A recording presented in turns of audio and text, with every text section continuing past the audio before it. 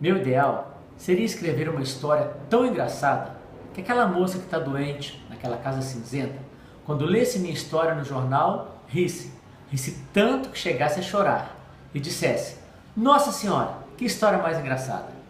E então a contasse para a cozinheira e telefonasse para 2 ou 3 amigas para contar a história. E todos a quem ela contasse ficassem espantados de vê-la tão alegre. Ah, que minha história fosse como um raio de sol, irresistivelmente louro, quente, vivo, em sua vida de moça reclusa, enlutada, doente.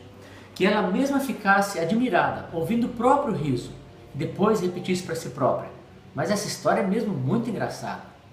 Que um casal que estivesse em casa mal-humorado, o marido bastante aborrecido com a mulher bastante irritada com o marido, que esse casal também fosse atingido pela minha história.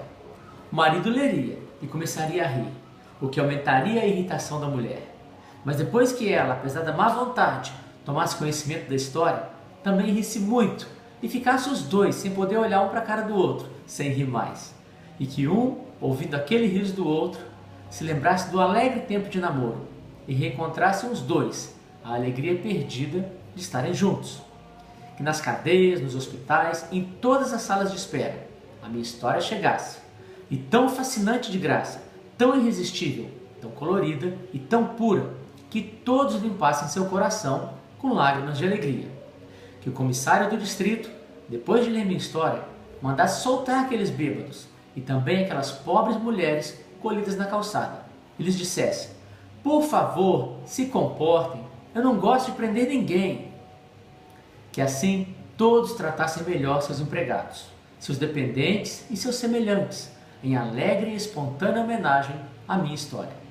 E que ela fosse aos poucos se espalhando pelo mundo, e fosse contada de 1000 maneiras, que fosse atribuída a um persa na Nigéria, a um australiano em Dublin, a um japonês em Chicago, mas que em todas as línguas ela guardasse a sua frescura, a sua pureza e seu encanto surpreendente.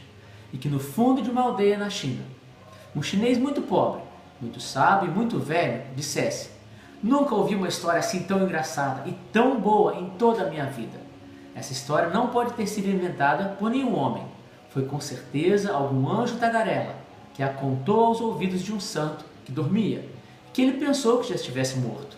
Sim, deve ter sido uma história do céu que se filtrou por acaso até nosso conhecimento.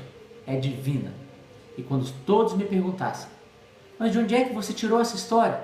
Eu responderia que ela não é minha, que eu a ouvi por acaso na rua e que, por sinal, começaram a contar assim.